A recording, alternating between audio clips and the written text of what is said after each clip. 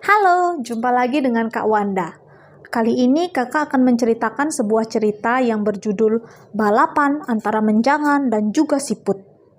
Cerita ini kakak ambil dari buku yang berjudul Mendongeng Sambil Bermain, karya dari kakek Madetaro.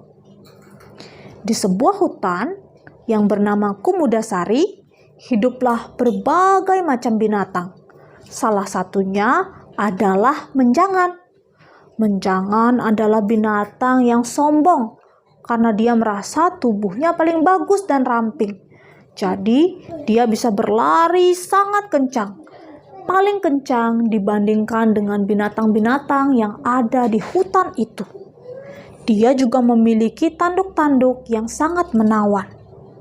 Setiap hari, menjangan ke sana kemari untuk menyombongkan dirinya kepada binatang-binatang lain. Aku adalah menjangan. Aku adalah binatang yang larinya paling kencang di hutan ini, katanya. Dan ketika dia bertemu dengan sapi, dia berkata, "Hoi sapi, ayo kita lari. Kita balapan menuju puncak gunung," kata si menjangan. "Jangan ganggu aku. Aku sedang enak menikmati rumput," kata si sapi. "Bilang saja kamu takut kalah denganku. Aku adalah menjangan. Aku adalah binatang yang larinya paling cepat di hutan ini. Kamu pasti takut melawanku," kata si menjangan dengan sombongnya. Sapi tidak menghiraukan. Kemudian si menjangan pergi untuk mencari binatang lain. Lalu dia bertemu dengan kambing. "Hei kambing, ayo balapan lari denganku menuju puncak gunung," katanya. Si kambing pun tidak menghiraukan. Jangan ganggu aku. Aku sedang sibuk mencari makanan," kata si kambing. "Bilang saja kamu takut bertanding denganku, karena aku adalah menjangan yang paling cepat larinya," katanya. Si kambing tidak menghiraukan. Jadi menjangan pergi untuk mencari binatang lainnya. Kemudian dia menemukan siput yang sedang duduk di sebuah batu.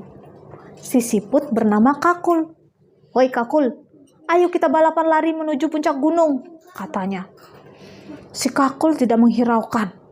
Tapi si menjangan terus saja mengetawahi dan juga mengejek si Kakul. Dia mengatakan dirinya sangat lambat dan juga tidak mungkin mengalahkannya. Bahkan dia mengejek seluruh siput-siput yang ada di sana, mengatakan bahwa siput adalah binatang yang sangat tidak berguna. Karena kesal sekali dengan perkataan si menjangan, akhirnya Kakul pun menyetujui untuk balapan lari bersamanya. "Oke, kita balapan, tapi tunggu 2 hari lagi. Kita akan balapan bersama nanti setelah 2 hari, katanya. Menjangan sangat senang karena akhirnya dia memiliki teman untuk berlomba lari, balapan lari.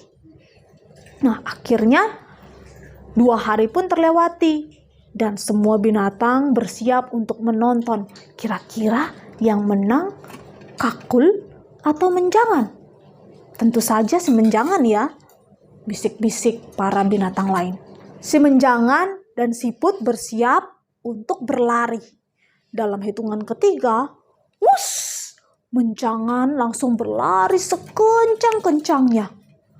Kemudian ketika dia sampai di pertengahan lembah, dia memanggil siput untuk memastikan bahwa siput itu ada di sekitarnya atau tidak.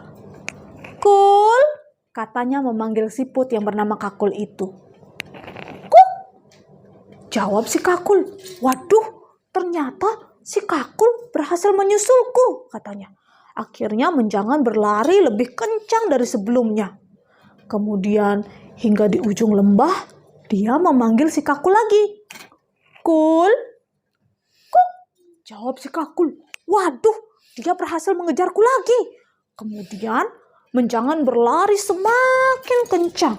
Begitu terus. Di setiap perjalanan, ia menyempatkan untuk memanggil si Kakul.